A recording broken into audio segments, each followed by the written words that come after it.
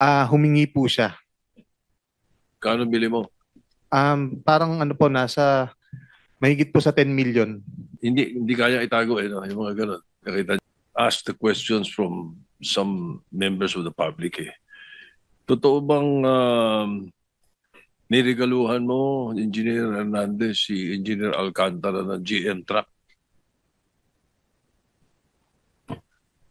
Humingi po siya. Humingi po. Doon po sa may project namin na, doon po sa may sharing namin ng project na 40 sa kanya, 20, 20 at saka isa pong 20. Doon po ibinawas yung pambili po nung GMC. Kano bili mo? Kano bili mo? Parang ano po, nasa mahigit po sa 10 million, Your Um, Honor. at sa dealer mo binili? Dito po sa may ano, sa White Plains po. Doon po malapit Your Honor. Bandang sa may Katipunan po. Alright. Hindi kaya itago no? Yung mga ganun. Nakita nyo? Hindi maitatago eh. Okay. Ano nangyari dun sa August 3 confrontation nyo?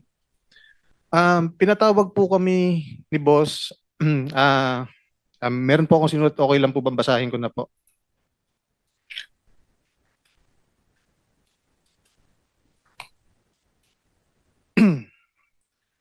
Noong August 3, 2025, pinatawag kami ni dating District Engineer Henry Alcantara na noong panahong yon ay naitalaga na bilang Assistant Regional Director ng Region 4A. Ang buong opisina upang pag-usapan ng issue ng flood control projects sa aming distrito. Nagulat na lang po kami ng kaming dalawa ni Engineer JP Mendoza na pinapaako po sa amin dalawa lang ni JP Mendoza ang problema sa mga flood control projects. Siyempre po hindi po kami pumayag. Doon po nagsimula ang paninira at pagdiin sa amin sa mga anomalya. At pinalalabas si D. Alcantara na kami lang ang mastermind ng lahat at wala siyang alam. Tinakot pa niya ang mga kasama namin sa opisina na kapag hindi kumampi sa kanya, idadamay niya sa amin dahil pinapalabas niya na sa kanilang lahat na hawak niya raw ang ebidensya para madamay sila. Kaya sila napilitang kumampi kay D. Alcantara para kami na lang ang idiin nilang lahat. Kumbaga kami po ang sakripisyo. Yung ibang empleyado naman po na kumampi sa kanya dahil sa utang na loob. Tulad po ni Engineer RJ Dumasig na nilagay ni D. Alcantara sa posisyon ng kanyang asawa bilang isang permanent. At ngayon po, ginawa na rin pong hepe ng sa Bulacan 3rd Engineering Office. At si Engineer RJ Dumasig po ay tinulungan din at si Justin Nuevo, tinulungan po sila ni Engineer Henry Alcantara para makakuha po ng permanent item sa opisina po namin. Noong nagsimula na ang Senate at Congressional inquiries kung saan naglahad na ng statement si D. Alcantara, naging malinaw na sa amin na kami nga talaga ang ididiin ni D. Alcantara na mastermind ng mga anomalyang ginawa niya sa aming opisina. Minarapat namin magpunta sa Senate inquiry noong September 8, 2025 upang bigyan linaw ang mga issue na aming kinakaharap. Sa kasawiang palad, hindi kami nabigyan ng sapat na pagkakataon para magpaliwanag ang aming nalalaman. Bagkus parang kami ang naging primary suspects at sa ginagawang investigasyon. At ito nga po ay nauwi sa pagkukontempt po sa akin. Okay, hindi. Tinatanong ko lang ano nangyari sa August 3 na confrontation eh. In, Okay. Nasaan si... Anong role dito ni Engineer Bernardo? si Boss Henry po, matagal na pong kasama ni Boss Henry si Boss Yusek Robert Bernardo. Yusek niya. Yusek. Opo. At base po sa sinabi ni Boss Henry sa akin, si Yusek Robert Bernardo po ang nagmamanipulate na ibang senatorial funds po na bumababa sa aming opisina. Nasaan si Yusek Bernardo? Wala po akong idea, Your Honor. Engineer Alcantara, you were raising a hand. Go ahead. Your Honor, sinasabi niya po na tinakot ko yung mga hepe. Actually, they have submitted their affidavit in central office on what happened on August 3 po, no? Personally po, pinatawag ko po talaga sila upon the report of JM Ramos. At hindi po totoo na tinakot ko po yung mga tao. Actually po, they have the affidavit po, and kung pwede po, Mr. Chair, Your Honor, pwede po natin silang tanungin kung sila po itinakot ko. Ang sinasabi ko lang po sa kanila ay magsabi ng katotohanan during kung ano ang nangyari sa meeting na ako galit na galit sa dalawa, at sinabi ko po sa kanila, aminin nyo sa kanila na ako hindi involved dyan. Yun po ang magpapatunay, Mr. Chair, Your Honor. Andiyan po si Ernesto Galang, Ruben Santos, JM Ramos. Sila po ang makapagpapatunay. Hindi ko po sila tinatakot po. Andiyan po si Accountant June na sila po yung umamin tungkol po sa Ghost Project. Wala pong katotohanan ng pagtatakot po. Kasi po, kahit ano po gawin ko doon, kung ayaw naman po nilang mag-explain na affidavit, hindi po nila gagawin yun. Kasi madadamay po sila. Sasawsaw pa po ba sila sa senaryo na to? I-release pa po ba nila yung kanilang sitwasyon? Yun lang po, Your Honor.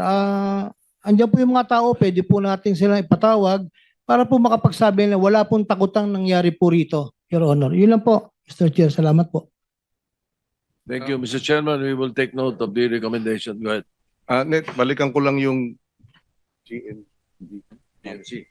So tinanggap ni Ginoong Alcantara yung GMC. Opo, tinanggap niya po. Pero nito po, ibinalik niya po sa binalik niya po sa amin. Kasi baka daw po abutan sa kanya yung yung sasakyan.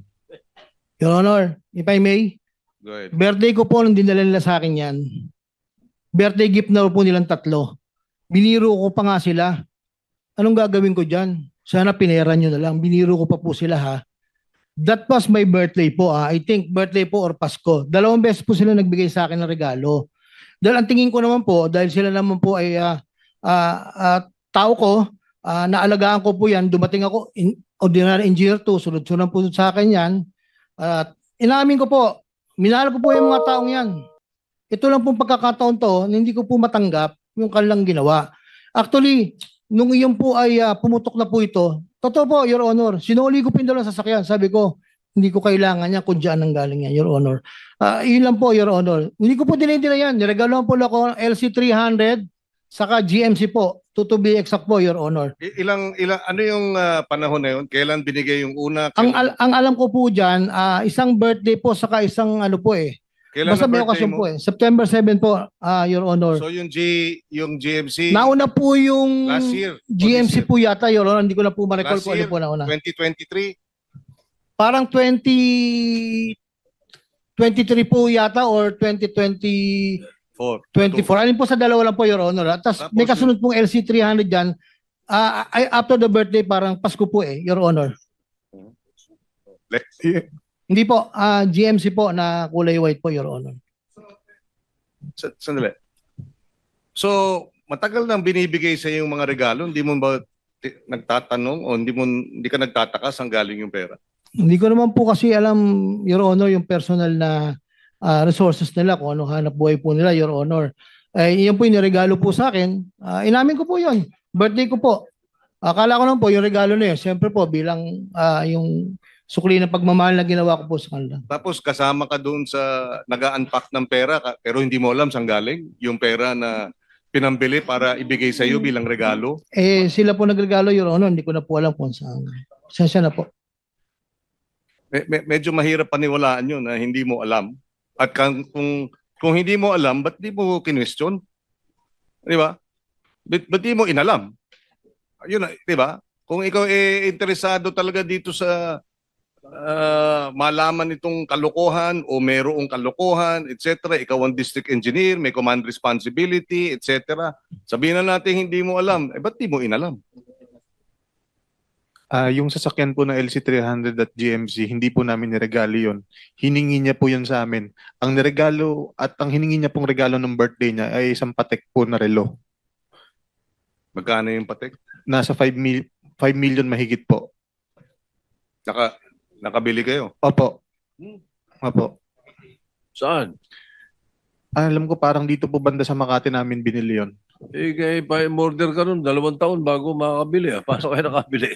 Yung black market po yung binilan, Your Honor. Baka sa Bangkok, peke, hindi Eh, naman. hindi ko po alam. Tapos, Your Honor, humihingi po si Boss Henry ng 2% additional kung gusto mong magkaroon ka ng project sa susunod pa. Pag hindi ka nagbigay ng 2% na additional kung magkano ang kontrata mo, nasa list priority ka. Ngayon, kaya meron pong mga specific na contractor sa aming opisina na maraming kontrata kasi sila po yung nagbibigay ng additional 2% kay Boss Henry. So paano mapapaliwanag ni Ginoong Alcantara na nandun sa harap nung yung isang lamesa ng pera? Bakit kayo naroon, Engineer Alcantara? Nandun po, lahat naman kami dun eh. Hindi ko po alam kung yun yung part nung binibigay ni Sally, kung kanino po sinasabi niya sa proponent. Hindi ko na po alam kung sino sinasabi niyang proponent, Your Honor. Isang lamesa ng limpak-limpak na salapi na tigi 1,000, hindi mo alam kung ano yun.